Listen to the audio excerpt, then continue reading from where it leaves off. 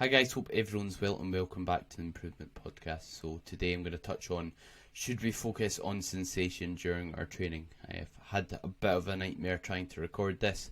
This is the third take of doing so let's hope it actually works this time and the app I use doesn't crash, but yeah, fingers crossed for it. So in terms of quick update on myself, so I'm recording this on the Wednesday. I've got my first show on the Sunday. So today's a rest day. Usually I train legs today, but we're not training legs this close to the show just because it can cause them to be quite inflamed, lose detail, that sort of thing. So it's just best to rest them. And so food has been up this week, as I've touched on. In the previous week, I believe I may have. And things are good. Things are looking good visually. My look's improving, which I'm happy with. Energy is improving as well, and feeling a lot less fatigued and looking a lot less fatigued as well, which is great. So jumping into the episode, I'm going to touch on, should we focus on sensation during training? So sensation is basically feel. Should we focus on feel in the gym? And if we should focus on, let's say, getting a good squeeze during exercises, you could say, or a good mind-muscle connection. In other words, a contraction. So when we do feel movements, this is just basically contractions. Like, we feel certain movements, and some movements we feel better than others for several reasons, which I'll get into. And first of all, let's take a leg extension, for example. So a leg extension you'll typically feel much more than, let's say, a hack squat, a barbell back squat, or a leg press. And the reason being, this is going to be the first reason why we feel movements more than others, is the length of the muscle. So when we think about leg extension, when our leg is straight and we're loading our leg while it's straight, like the top of a leg extension, this is when our quad is fully shortened. This is when the muscle length is short. And an example of, let's say, a lengthened quad is at the bottom of a hack squat, or the bottom of a barbell back squat, or a bottom of the leg press, depending on how deep you go.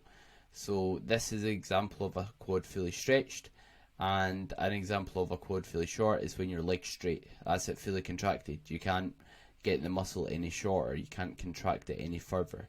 Just like a bicep, when you tense your arm, you make a bicep, you usually bend your arm. You lift your elbow up, basically in line with your shoulder, and tense it. And this is like a shortened bicep, a fully shortened bicep. And this is basically why we feel leg extensions more than, let's say, a hack squat or a leg press, like I said, because our quad is fully shortened.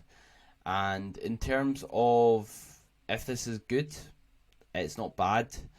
To build muscle, we know we build muscle best in the middle and lengthened position of a muscle length, which means we don't require to fully short. We don't need to fully shorten muscles for the most part. You could say the leg extension is different because it works a different part of the quad, but for the most part, we don't need to get a muscle fully contracted and fully shortened, which is when we get a good squeeze, which is when we contract the muscle really hard. Another example is, let's say, your chest.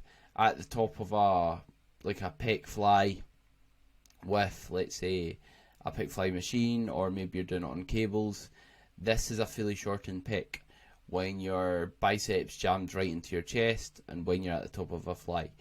And like I said, we don't need to be in this position to build muscle. Like, we build muscle best in the middle and lengthened position. That doesn't mean there's not benefit in getting a good squeeze or getting a good contraction or fully contracting a muscle, but it's not essential. So what that basically tells us is we shouldn't seek it. We shouldn't just chase movements that give us a good squeeze, because that's not where we build muscle best. So if we're putting all our eggs in one basket, trying to just focus on getting good squeezes, we're gonna be leaving progress on the table. And Another reason as well is like when we think about the big basic movements like a squat, like a deadlift, like a bench press, or any other compound movement, we usually don't get a good squeeze or a good contraction on it. So if, let's say, we were just going to focus on sensation and getting a good squeeze during the movement, we're probably going to be cutting out the majority of the movements that can build a good bit of muscle tissue, which we don't want. And as well as it, what also allows us to like build, or what also contributes towards feeling a movement effectively, is when we're in a stable environment. So when we're, let's say, doing like a preacher curl on a bicep preacher curl, let's say you've got a machine or one of the bicep curl machines, usually because the handle's in a fixed position, the arm pad's in a fixed position, we feel at best we get a good squeeze on it because there's not a lot of moving parts, because we're in a nice stable environment.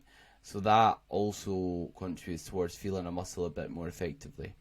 This isn't bad, but not all movements will be in a stable environment, and we don't need to be stable, super stable all the time. An example is, let's say, doing like a free weight bicep curl. I like it with a dumbbell. We might not get as great a squeeze as a preacher curl, but that doesn't mean it's necessarily bad. And same with, let's say, a leg extension as well. Imagine doing a leg extension without without the seat there. We're not going to be as stable, and as a result we're not going to feel it as much, and we can't lift as much load, which is something to consider. Also, something else that contributes towards feeling a movement is co-contractions. So co-contractions is basically when the opposing muscle also contracts. So if I tell you right now, flex your bicep, I'll give you a second to do so. What you've probably done is you've probably lifted your arm up to your side, like in line with your shoulder, and squeezed your bicep. When you do so, feel your tricep when you're doing that in that position. Your triceps activated, you're using your tricep while you're doing so.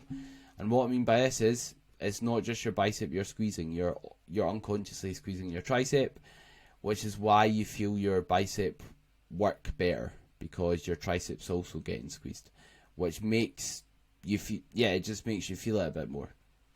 Whereas if I tell you now, put your palm, face it up, and push up on the top of a desk, do that as hard as you can, right? You probably won't feel it much in your bicep. The reason being is because your triceps not contracting as well, basically. And the reason why this is important is because in what scenario are you putting the most tension for your bicep? It's going to be when you're pushing up on the table as hard as you can, not flexing your arm.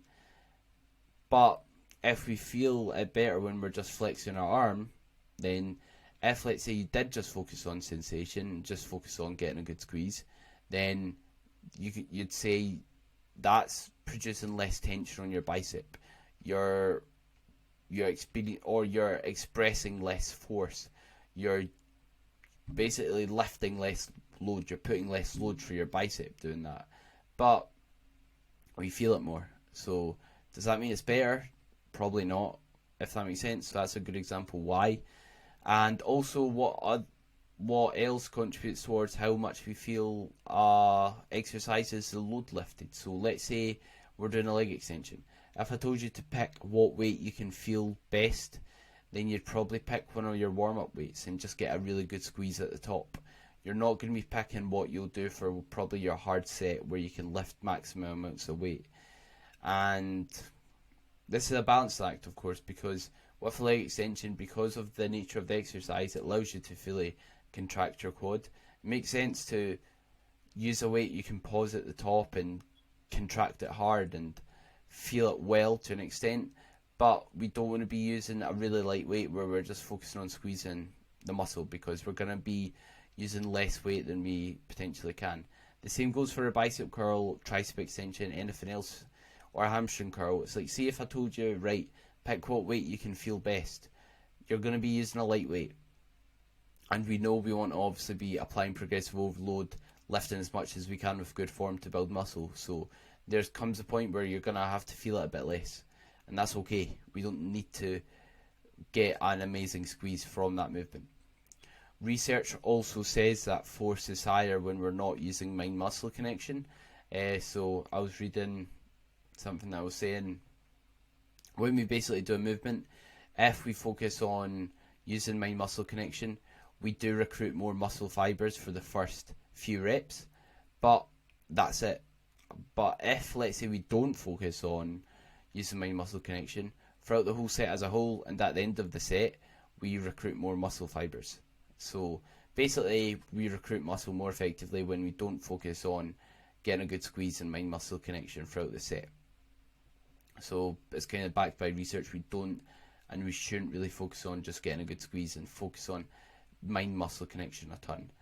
Because it's going to limit the amount of load we can lift, and like exercises that are effective don't always give us a good squeeze, basically. And in terms of what we should focus on in the gym, if we shouldn't focus on just purely sensation, is understanding it can be a valuable tool. Like, it is a valuable tool how like a movement feels in some circumstances. Obviously, if something feels really poor, that can be a sign, or if something feels sore, that's a sign. What I'd think about more in terms of what's a valuable tool is how does your muscle feel after a set. So if you get off a leg press and your quads are in agony, they're burning, your legs are wobbling, you have sore quads for the next 3 days, you probably worked your quads well during the leg press, although you didn't feel it during the movement. So that's a great example of why you don't need to feel an exercise or get a good squeeze during it. It doesn't mean you are going to be targeting a muscle better because you can get a good squeeze on it. And yeah, just thinking about how did it feel after a set. So getting off, let's say like a leg press, leg extension, hack squat, if you feel like you've got a good pump in that muscle, if it feels tired, then that's probably a good sign you've worked it. So I'd rather rely on that than getting a good squeeze during the movement, because like I said, it's going to be largely dependent on the length of the muscle during the movement and what position it's being worked in, which isn't a good thing to rely on. Because think about it, if we did just rely on getting a good squeeze on legs, we'd just be doing leg extensions and hamstring curls, which is going to limit the amount of tools in our arsenal, the amount of movements we can perform, and limit our progress as a result of it. Also, something else I recommend just focusing on is correct execution, because if we are doing movements with good form, we're going to target the muscle we're trying to target. For example, let's take the leg press, because we've been talking about it. If you're on the leg press, you have your feet as low as you comfortably can without your heels coming up. You go as deep as you possibly can. You're getting a lot of bend at the knee. You're going to be working your quads. There's not really much choice about it. There's not two ways about it. Your quads are going to be getting worked, because the role of our quad is basically extend at the knee to basically straighten our legs. So if we're going from a position where our legs are really bent to where our legs are straight, we're going to be working our quads. So we don't need to feel anything there. We know they're going to be working. If we're moving weight from A to B with good form to target a muscle, the muscle will work. Simple as that. So that's what we should focus on instead. And like, your muscle's going to have no choice regardless to work. And if, let's say, you take a leg press and you do, let's say, 100 kilos and you work up to 200 kilos, with that form, you're going to build muscle, regardless if you feel it. So you don't need to. Same with, let's say, a deadlift as well. You might not feel a deadlift anywhere in your back or in your hamstrings, but if you do, let's say, a straight leg deadlift that we know works your hamstrings, and the reason why a straight leg deadlift works your hamstrings is because one of the hamstrings' job is to basically go from being bent at the hips to extend at the hips, meaning go from being bent over to upright. So if we do so with a neutral spine, and we take our deadlift from, let's say, 100 kilos to 200 kilos for a set of 8, your back and your hamstrings are going to grow. I don't care if you can't feel it very well in the muscle group, they're going to grow. Same with your glutes.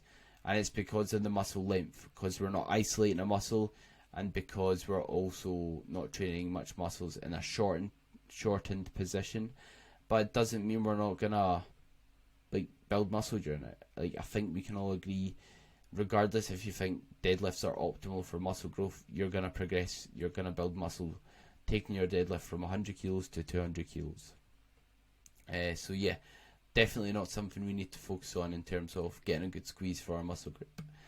And in terms of, yes, something else I was saying there is, it's usually when we're isolating a muscle, we'll feel it better because there's less going on and there's less to focus on, which is another reason why we shouldn't focus on just feeling a muscle group, because we'll just be doing isolation work, which means we'll be spending a very long time in the gym and we won't be doing the big compound movements that we know have a lot of reward to them. And yeah, basically just ensure your form's good, just ensure that you are controlling the weight and doing it in a manner that's going to target the right muscle and progress the movement, and you'll build muscle. Simple as that. I wouldn't really stress about focusing on sensation a ton. I'd focus on sensation after the set, but I wouldn't chase sensation, because sensation can be for a lot of reasons that we don't quite understand.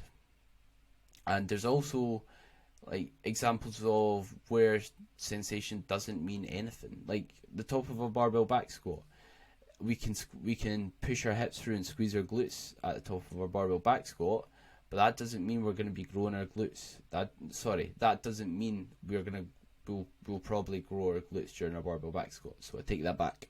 What I mean is, that doesn't mean the top's going to be working our glutes well. There's no tension on our glutes at the top of a barbell back squat because all our joints are stacked. So squeezing them and pushing our hips through isn't gonna put any tension through your glutes, because everything's stacked, like I said. So it's pointless doing so. The same applies, let's say, during what's a good example? Like a flat dumbbell press. You could get a good squeeze out your chest at the top, but your dumbbell stacked right above your shoulder, which means there's no tension on our chest, so it doesn't matter if we get a good squeeze at that position. We shouldn't focus on it. Same with any other exercise, really. It's like, if there's no tension on the muscle, like we're just squeezing a muscle and not applying tension to it. So we want to be putting load through our muscles, obviously, to get them to grow, because we need to do that and basically apply progressive overload for it to grow. So yeah, that's a few examples of why we don't really want to focus on squeezing a muscle group, and we don't need to. Whereas a hip thrust, for example, it might be a good idea squeezing your glutes at the top, because holding the contracted position at the top is when we've got a lot of tension on our glutes. Whereas, let's say like a squat, like I said, we don't have a tension on our glutes in that position, so we shouldn't squeeze the muscle group, if that makes sense. So yeah, even if we have mind-muscle connection, doesn't mean it's valuable to squeeze that muscle, if that makes sense. But I hope you enjoyed the podcast as always, and you appreciate it getting made after 3 attempts. So yeah, if you did enjoy it, please like, share, subscribe, put it on your story, tag a friend, tag someone, tag me, I don't know. But yeah, I appreciate everyone listening. Let's keep growing the podcast. We're doing well. And I hope everyone has a great day and enjoyed the episode.